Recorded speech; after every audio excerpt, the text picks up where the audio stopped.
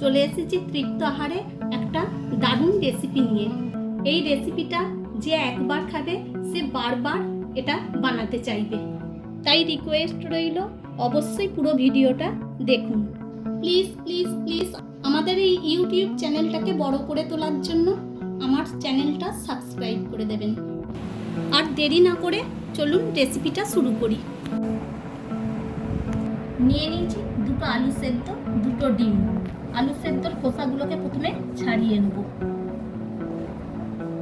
সেদ্ধ দুটো এবার একটা গ্রেটার দিয়ে গ্রেট করে নেব।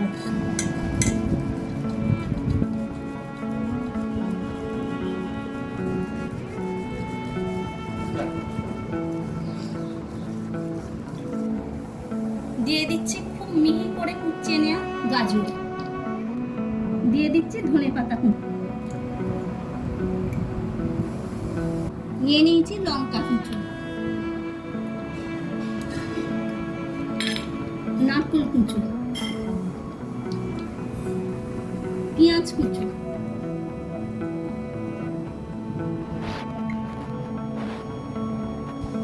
দিয়ে দিচ্ছি হাফ টিস্পুন জিরের গুঁড়ো, খুব সামান্য একটু লঙ্কার গুঁড়ো, 1 চিমটের মতন হলুদ গুঁড়ো, দিয়ে দিচ্ছি স্বাদ মতন নুন।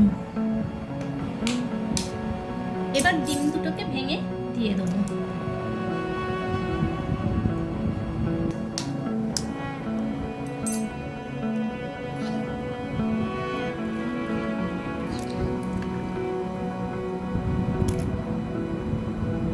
এবার সবটাকে হাত দিয়ে ভালো করে মেখে নেব।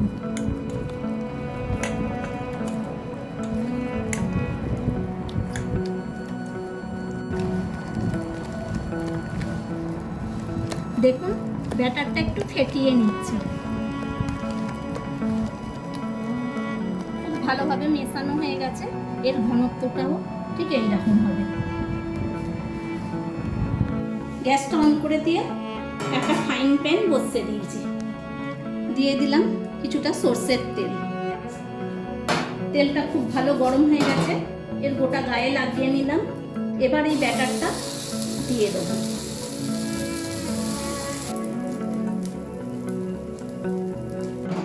এটাকে একটু গোল করে নেব। এইভাবে হেলালেই এটা গোল হয়ে যাবে।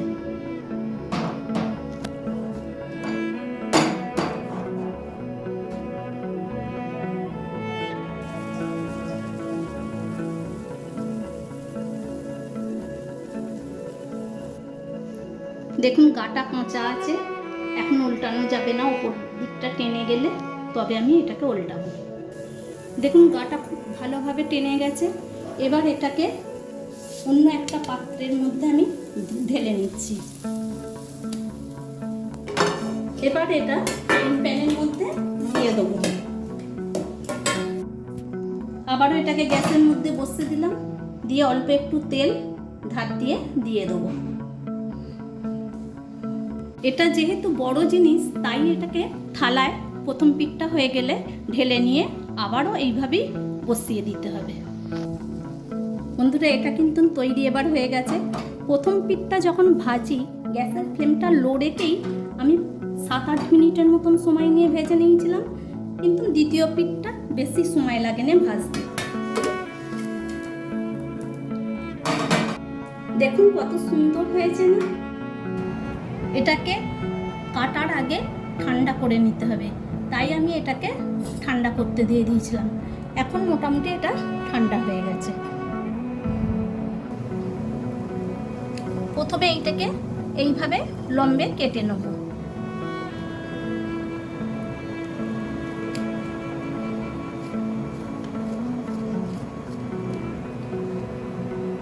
এটা গরমে কাটতে যাবেন না, তাহলে কাটতে পারবেন না।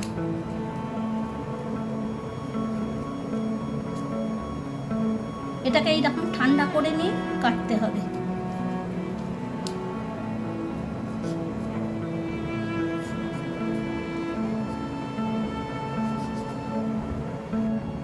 এবার এইভাবে এটাকে কেটে নেব।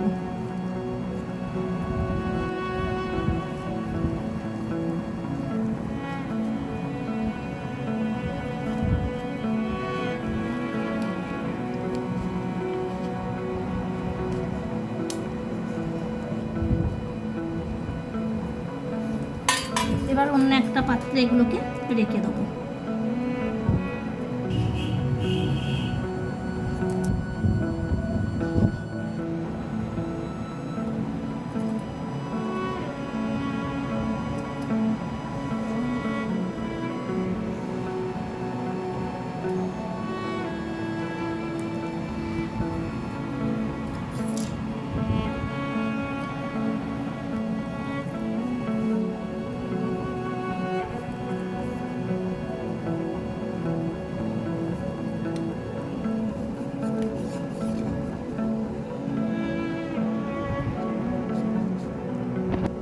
বন্ধুরা, সব ধোঁকাগুলো আমার কেটে নেওয়া হয়ে গেছে।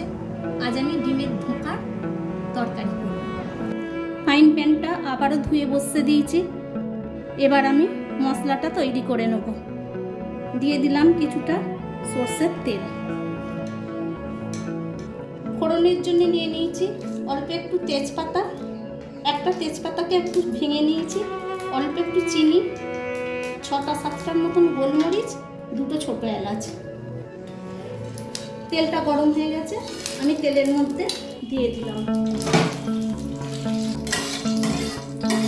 ফোড়নটাকে একটু আমি ভেজে নেব।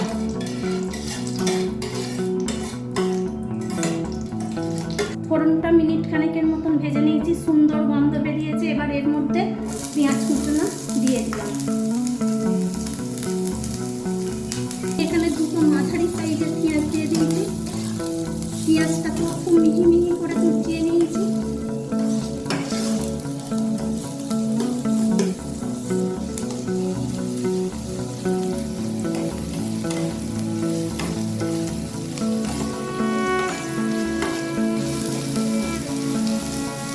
এটাকে হালকা ব্রাউন কালার করে ভেজে নেব।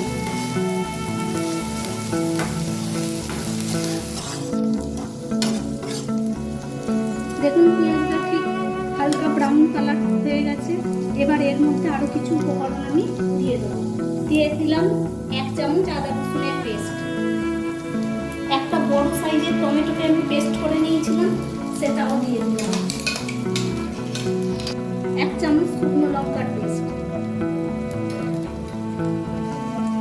স্বাদ মতন নুন দাও, 1 টিস্পুন জিরের গুঁড়ো, 1 টিস্পুন হলুদ গুঁড়ো।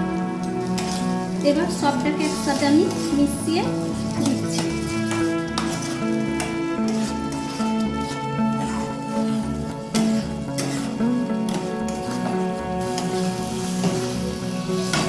এবার বাটনা ধোয়ার জলটা আমি দিয়ে দিলাম। সবটাকে আবারও ভালো করে আমি মিশিয়ে নেব। মশলা থেকে যতক্ষণ না তেল ছাড়বে ততক্ষণ এটাকে আমি কষিয়ে যাব। আমি মিনিট 4 সময় ধরে মশলাটা কষতে নিয়েছি। দেখুন ওপর থেকে খুব ভালো তেল ছেড়ে গেছে। এবার এর মধ্যে পরিমাণ মতন জলটা আমি দিয়ে দেবো। আমি এই বাটি 2 বাটি জল দিলাম। মশলাটাকে ভালো করে জলের সাথে মিশিয়ে দেবো। গ্রেভিটা ফুটছে, ওপর দিয়ে একটু ধনে পাতা দিয়ে দিলাম।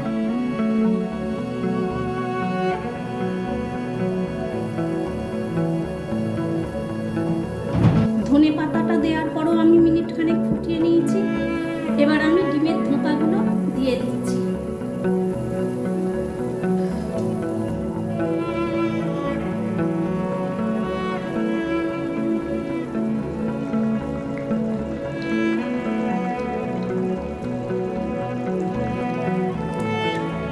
ধোঁকাটা দেওয়ার পরও আমি মিনিট 3 সময় ধরে ফুটিয়ে নিয়েছি। এবার ওপর দিয়ে দিয়ে দিলাম চেরা কাঁচা লঙ্কা।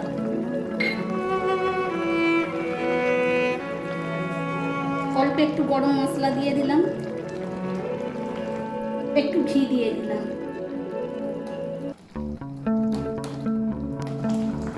এবার গ্যাসের ফ্লেমটা অফ করে একটা ঢাকা আমি দিয়ে দিচ্ছি।